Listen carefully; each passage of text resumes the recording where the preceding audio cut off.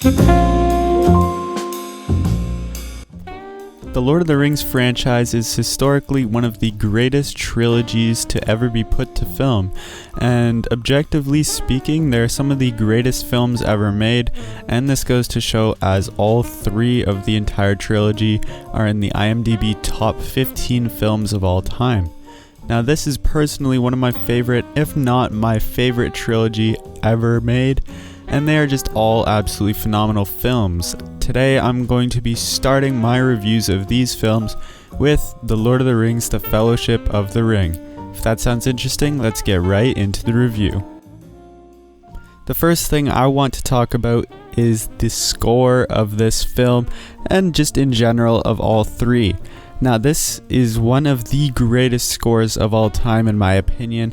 I don't really hear anyone really talking about this score, especially among the best of all time, and I would have to say it is definitely one of the best in my opinion, because it is just so perfectly composed that it works with every scene, and each individual piece of music is just perfectly matched to whatever is going on, and it is phenomenal.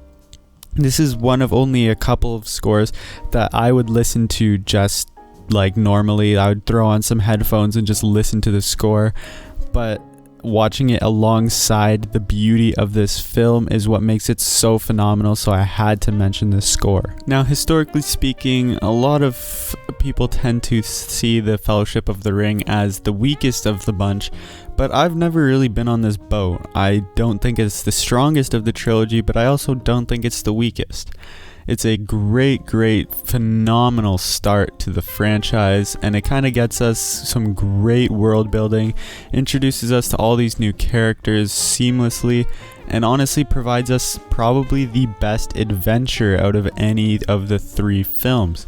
Yes, the other two do have phenomenal action and great acting and all this emotion, but the first film has the best combination of everything in my opinion.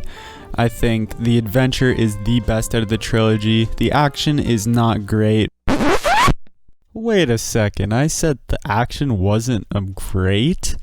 Let me get this straight. The action is absolutely phenomenal in this film, some of the best of all time, but it's just not as good as Two Towers and Return of the King.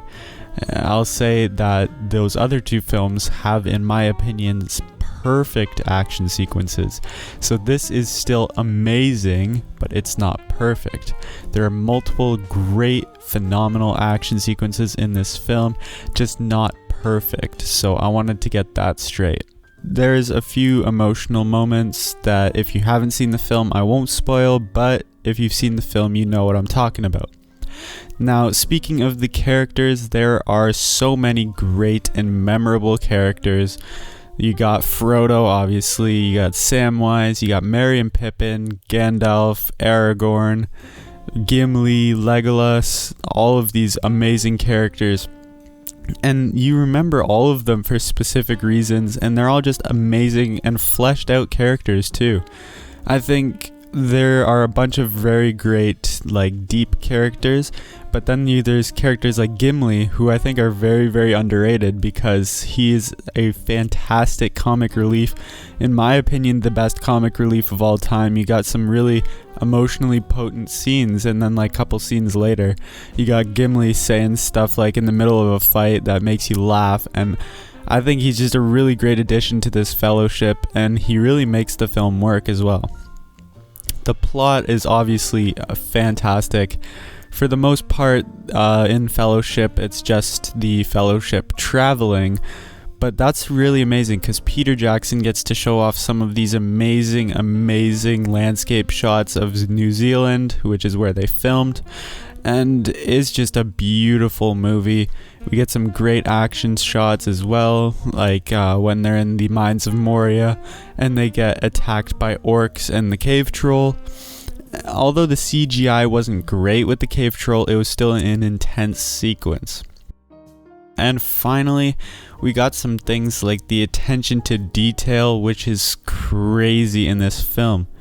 There are a few examples of this, but the one that I typically try and use the most is right close to the beginning of the film when Bilbo has to leave the ring behind, and when he drops the ring, it hits the floor and it doesn't bounce at all. It makes it seem like the ring is like super heavy, and I think this was just an expertly shot like scene, because it just shows the power of the ring that it has and like the literal weight that it holds on someone's life. It was just absolutely amazing. This scene is super underrated because it just shows the strength and power of the ring and the effect that it has on someone. If it is so heavy and it carries such a burden that when you drop it, it doesn't bounce at all. Now, saying all this, I'm gonna have to give The Lord of the Rings, The Fellowship of the Ring, a 96%. This is a absolutely phenomenal first entry into a great trilogy.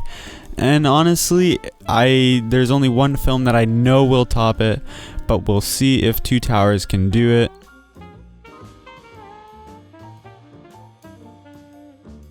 And that is going to do it for my review of The Lord of the Rings, The Fellowship of the Ring.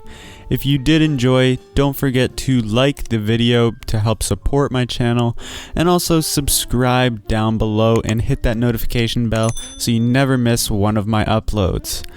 Next time I'm going to be reviewing The Lord of the Rings, The Two Towers, so you're not going to want to miss that. But until then, I'll see you in the next one.